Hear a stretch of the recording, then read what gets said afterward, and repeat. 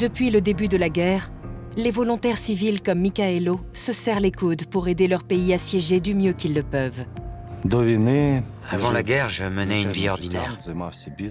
J'évoluais dans le domaine des affaires, j'avais une boîte de nuit à Mariupol. J'avais une vie intéressante et je tenais à réussir dans ma ville.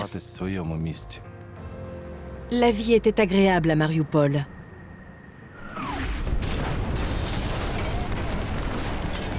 Mais le 24 février 2022, la Russie a envahi l'Ukraine et la ville s'est retrouvée violemment prise pour cible.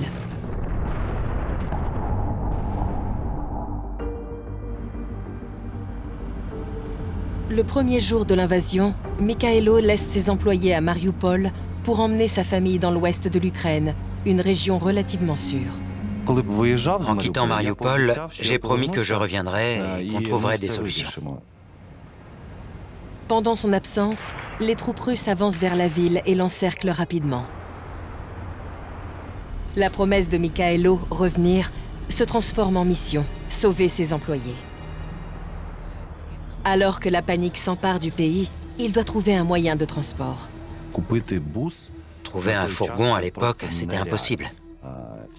Tout le monde voulait mettre la main sur des fourgons pour partir. Ce fourgon rouge, c'est le seul véhicule que j'ai pu acheter.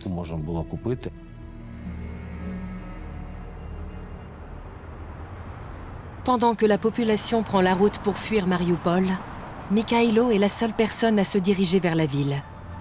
Il a rempli son fourgon de denrées humanitaires, de la nourriture et des médicaments. Le 8 mars, il quitte Dnipro et traverse 300 km de lignes russes en direction de Mariupol.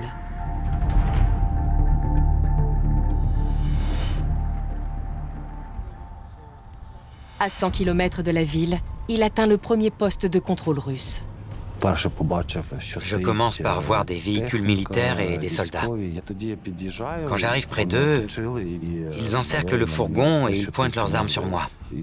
Ensuite, il y en a un qui approche et qui commence à inspecter tout le véhicule. À force de négociations, Mikhailo parvient à passer. Mais il reste de nombreux postes de contrôle sur sa route. Et il risque sa vie à chacun d'entre eux.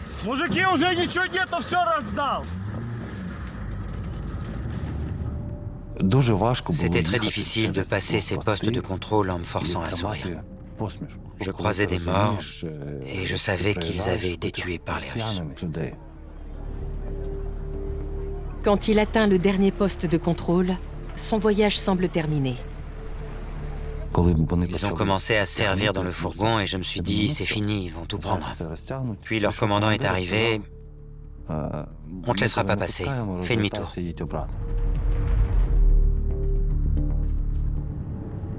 Mais il refuse d'abandonner. Il connaît une autre route qui mène dans la ville. En partant, j'ai vu des canons d'artillerie tirer des obus sans s'arrêter. Et j'ai compris que j'allais dans la direction où ils tiraient.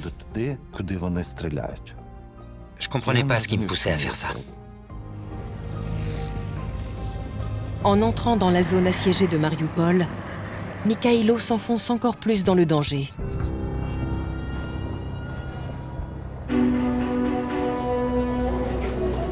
Mikhailo fait partie d'une deuxième armée formée par des hordes de bénévoles civils.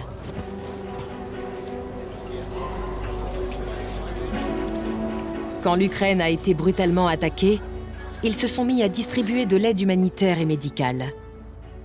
Et ils soutiennent et renforcent leur armée.